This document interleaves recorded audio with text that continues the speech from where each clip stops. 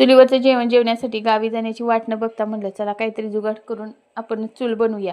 बाजूलाच बांधकाम चालू होतं, त्यांच्याकडून आणल्या विटा आणि आपल्या शेतातली माती होती ती पण घेतली छान अशी कालवून आणि चुलीसाठी विटा ठेवल्या, त्याच्यावर माती थोपून अशा पद्धतीने चूल तयार करून घेतली. बाजूला छोटासा कट्टाही केला, कारण केलेला स्वयंपाक त्याच्यावर ठेवण्यासाठी.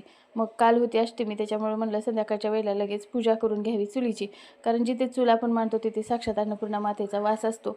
तर चुलीची पूजा करून घेतली आणि आता म्हटलं लगेच त्याच्यावर दूधही उतू घालावं, कारण चुलीवर दूध उतू घालणं हे सुद्धा खूप शुभ असतं.